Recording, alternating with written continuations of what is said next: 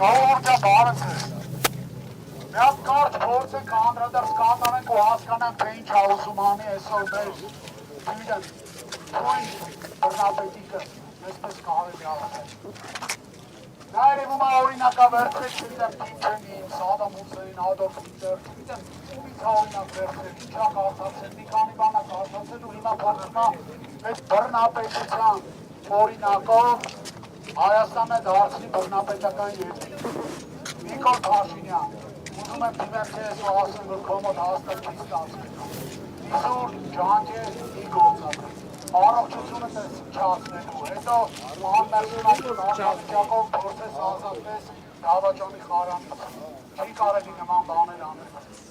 Իսկ այն ինչ այսօր կատարվում է, դա մարքետինգ ինչ բնույթ ալիս է, արգելում է մի մարդու անուն, ով իր ամբողջ կյանքում նվիրված է եղել հայ ժողովրդին ու Հայաստանի, որ այդ անունը չլինի ընտրաթերթիկի վրա, որ այդ անունը չլինի դաշինքի անվան մեջ։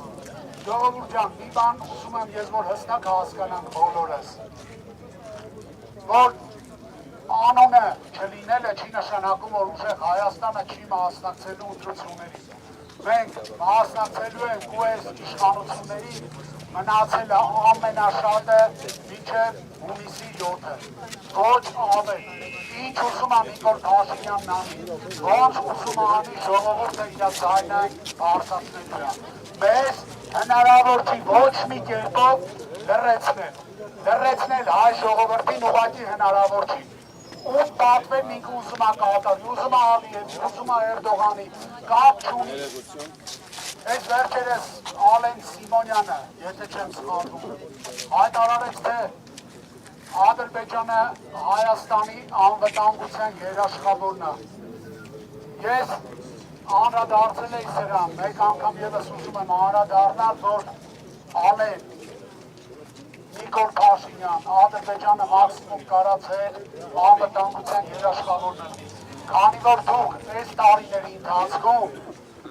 Հայաստանի Հանրապետությունում չեք ներկայացրել հայ ժողովրդի շահերը,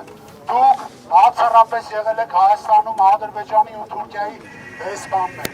դուք կատարել եք նրանց կամքը, նրանց թելադրանքով երկիրը հասցրել է ծանր վիճակի։ Դա ոնց կարաք դուք կոչվեք հայ ու ուրանակ այն տղերքին, ովքեր իրենց արյան գնով գնացին հայրենիքը պահելու, ոնց, դուք ձեզ հայ զգում եք, ժողովուրդը ձեզ հայ չի համարում, հավատացեք, գնացեք գյուղեր դիմափոխված, չգիտեմ, շորերը փոխած, դեպքերից մասկա հակած ու տեսեք այն ամենավերջի հայհոյանքներով ոնց են ձեզ դիմավորելու ձեր անունները լսելուց։ Մարդկանց մեջ վախի մտնելով ձեզ թվում է, թե դուք կարաք իշխանություն պահեք, լավ մինչև ամսի 7-ը, բա հետո չեք մտածում, որ հետո այս երկրում դեռ դուք ապրելու եք։ Ժողովուրդ ջան, ես խնդրում եմ բոլորին ոչ մի ձևով նման փոքրիկ անհեթեթ իշխանության քայլերից չվհատվել։ Մենք գնալու ենք մինչև վերջ։ Հունիսի 8-ին Հայաստանը ունենալու է ուժեղ Հայաստան։ Հունիսի 8-ից Հայաստանն ունենալու է ուժեղ առաջնորդ։ Ու այդ առաջնորդի անունը ինչքան էլ արգել են ընտրած թերթիկի վրա գրելուց, առաջնորդի անունն է Սամվել Կարապետյան։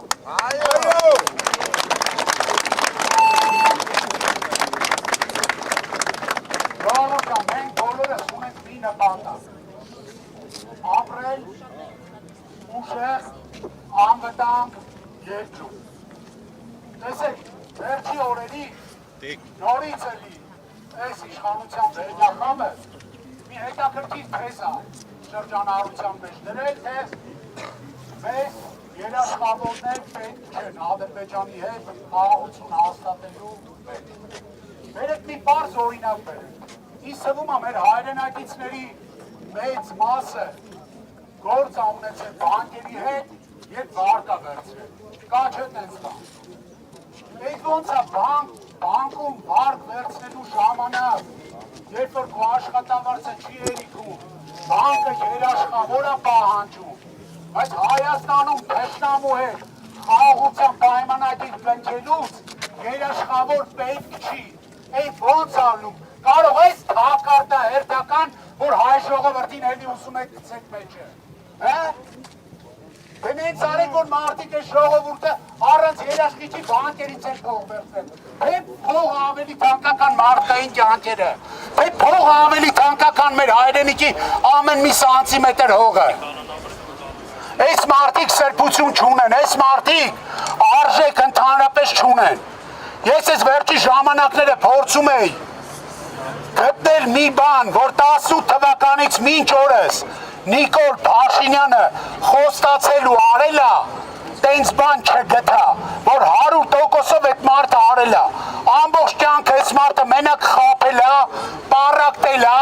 սադրել է, ընտանիքները քայքայել, երբ որ երկու աղբեր, հեր, մեր, ծնող, իրար հետ դարել են թշնամի, այս մարդը իրավունք չունի,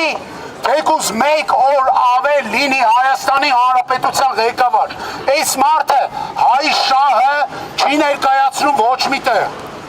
նույնիսկ նկատել եք այս վերջի ժամանակներս Հայաստանի սահմաններից դուրս, որ այցա ունենում կամ ունենում ընդհանրապես, կամ ոնց են դիմավորում, մարդիկ գնում են Վրաստան, մեր հարևան երկրի ղեկավարը հանդիպում է Վրաստանի նախագահի հետ, այս մեր մի հոգավորը գնում է հանդեպ թմբուկ է նվագում, լավ լուրջ է այդ ամեն ինչը,